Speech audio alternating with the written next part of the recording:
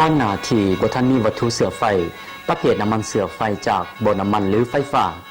น้ำมันย่างที่ได้จากต้นไม้ย่างธรรมศาสตร์แม่นปัจจัยหลักสำหรับการดำรงชีวิตของประชาชนลาวบรรดาเผ่า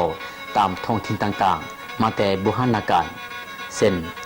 เพิ่นจะเอาน้ำมันย่างผสมกับค้อนดอกให้เข้ากันดีแล้วนำมาห่อด้วยใบตองหางกวางใส่ตอกมัดเฮ็ดเป็นกระบองเพื่อจุดไต้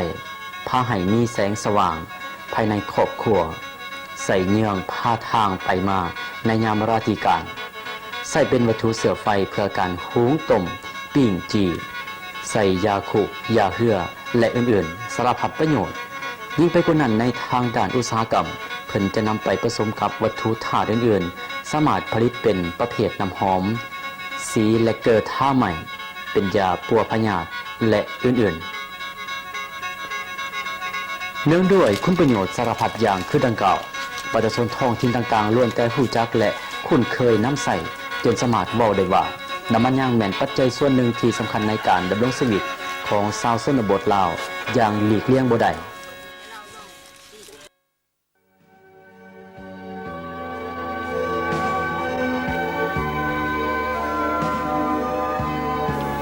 ต้นย่างก็เหมือนกับต้นไม้ยืนต้นประเภทอื่นๆแต่มันมีอันพิเศษอยู่บนว่านอกจากจะให้คุณประโยชน์ด้านระบบนิเวศแห่งความสมดุลทางธรรมศาสตร์ได้คงตัวอย่างยืนยงให้คุณประโยชน์ด้านใหม่เพื่อใส่ซอยแก่มนุษย์แล้วต้นย่างยังให้น้ำมันที่เปรียบเสมือนกับเลือดของมันสนองคุณประโยชน์นานาประการแก่มวลมนุษย์อีกโดยธรรมศาสตร์แล้วต้นไม้ประเภทนี้จะบ่เกิดขึ้นได้ในทุกจุดของทุกประเทศในโลก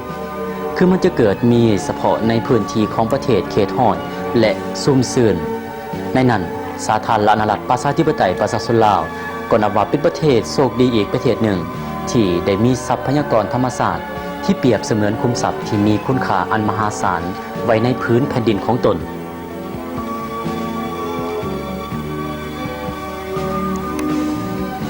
โดยอัตราเฉลี่ยต้นย่างจะมีหลายอยู่เขตภาคกลางและภาคใต้ของลาว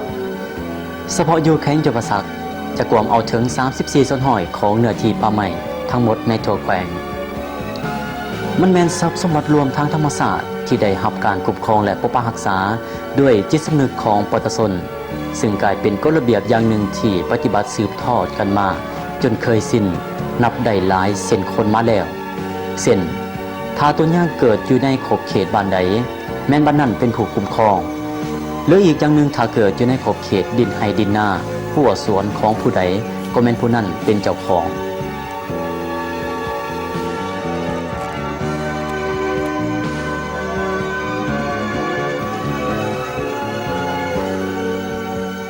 สำหรับการเจาะเอาน้ำมันนั้นถ้าแม่นต้นย่างอยู่ในป่าชาวบ้านถือว่าแม่นต้นไม้ของส่วนรวมแต่ถ้าผู้ใดมาเจาะก่อนก็แม่นผู้นั้นมีสิทธิ์เป็นเจ้าของพร้อมสามารถสืบทอดต่อได้จนเส้นลูกเส้นหลานโดยที่ผู้อื่นจะบ่สามารถมาเจาะเอาได้อีกถ้าบ่ได้รับอนุญาตจากเจ้าของผู้มาเจาะก่อนนั้นเสียก่อน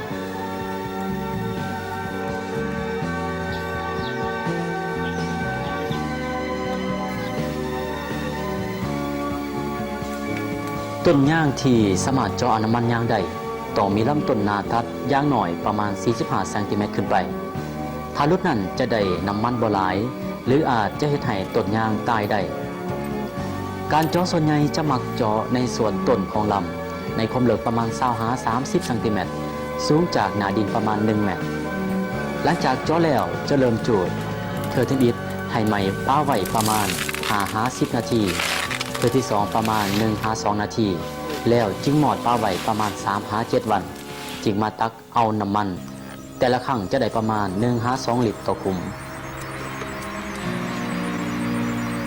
เพื่อให้การขุดค้นและนำใส่แบบยืนยงถ้าแมนต้นใหญ่ที่มีหน้าตัดขนาด80เซนติเมตรขึ้นไปควรเจาะเพียงแต่2ขุมเท่านั้นหลังจากนั้นประมาณ3-5 ปีจึงเจาะขุมใหม่เติมอีกแต่ต้องปักขุมเก่าที่เจาะแล้ว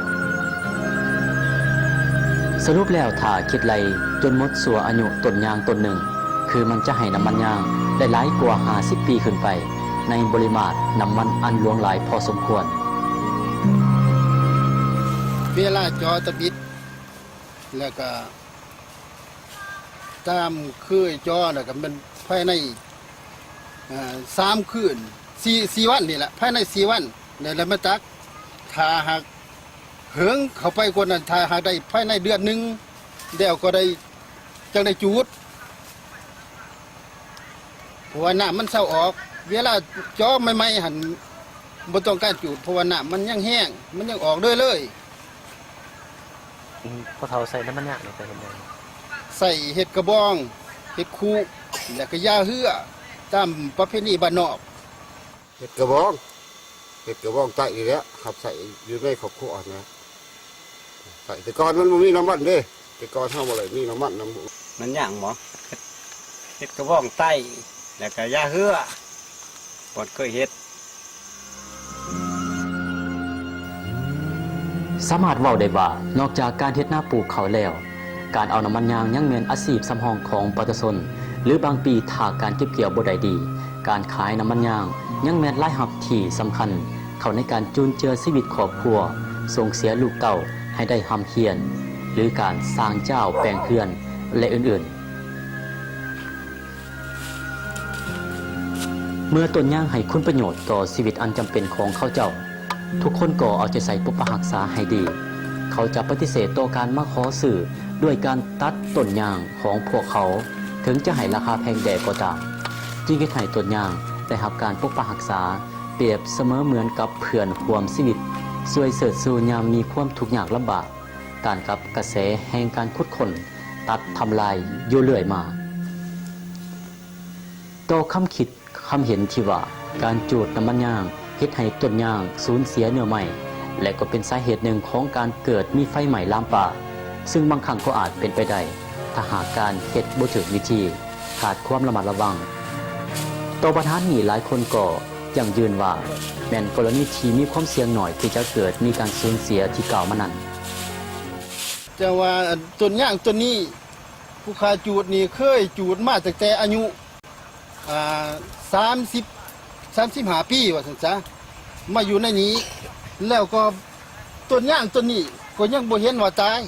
ยังมีชีวิตอยู่ ท่านเป็นว่าพ่อใหญ่เขียนเรามาเป็นผู้เจาะและผู้เบิ่งแย่งผู้รับเอาผู้เราเป็นผู้รับใส่นะแต่ก่อนเดี๋ยวนี้เราหันหลายปีเลยเราก็ตายไปแล้วสัตว์เขาเป็นเคยเป็นรับประกันเอาเป็นผู้รับใส่เฮ็ดมาเลยก็หลายปีแล้วถ้าบ่เห็นมันเป็นจังได๋กระทบกันเลยตะกบมันสักมันก็ดี พอนี่เคยเฮ็ดขี้ย่างแต่อายุ15 ปีน้ำพอมันก็ได้เจาะได้จูดก็บ่เห็นลมเห็นใต้บ่ได้เสียหายบ่ใดก็คือย่างก็ใหญ่ขึ้นกว่าเก่าก็มีเท่านั้นเคยเฮ็ดมา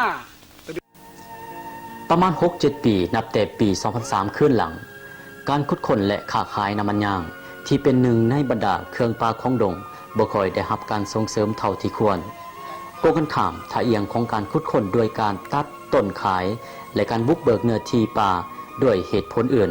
ค่อนข้างเป็นกระแสสูงกว่าบวกกับความมักง่ายเห็นแก่ได้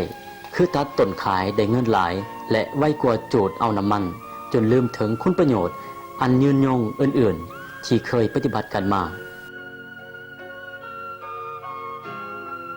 เมื่อมีการขุดค้นโดยการตัดลำต้นหลายขึ้นเท่าใดก็ยังเฮ็ดให้จำนวนไม้ประเภทต่างๆลดลงอย่างหนาวันวิตกจำพวกต้นยางอยู่หัวไห่ปลายนาและป่าลึกถูกตามล่าตัดเหลือไว้เพียงต่อและความเปล่าวางแห้งแล้งบัดนี้การสนองเนื้อไม้แม่นบทบาทหลักของต้นยางแทนการสนองน้ำมันทั้งที่สังคมและประชาชนชาวชนบทยังมีความต้องการมันอยู่ ส่วนหลายนี่มันมาจากเมืองสุขุมมาแล้วก็ผ่านเมืองจำปาสักกับที่แนเล็กน้อยกับเมืองมุ่นมี3 ตัวเมืองมีระยะหนึ่งนี่มันลดลงแต่มาปัจจุบันนี่ก็เห็นว่าหลายขึ้นมากคือเก่ามันลดลงในย้อนเหตุผล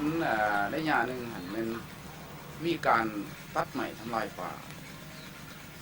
อยู่เขตเมืองสัตมาแล้วก็เมืองจำปาสักนี่ที่ว่าใหม่จำนวนที่ใ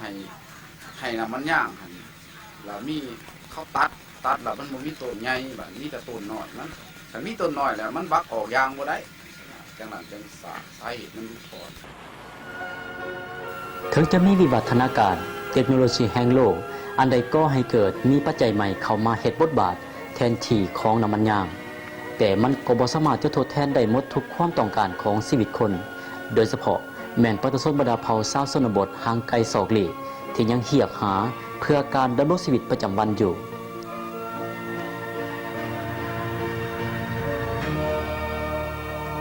ซึ่งก็เป็นหนาเสียดายแท้ๆถ้าหากคุ้มน้ำมันยางที่เปรียบเหมือนคุ้มทรัพย์ในป่าที่สนองประโยชน์นานาประการให้แก่คนนั้นจะต้องได้สูญเสียไปทุกอย่างจะกลายเป็นอดีตหรือเหลือไว้ก็เพียงแต่เป็นตำนานแต่ผลตามมาก็คือการทำลายภาพพจน์ชีวิตอันพอเพียงของประชาชนชาวชนบทและสภาพแวดล้อมที่มีความอุดมสมบูรณ์ทางธรรมชาติอย่างบ่รู้สึกตัวนั่นเอง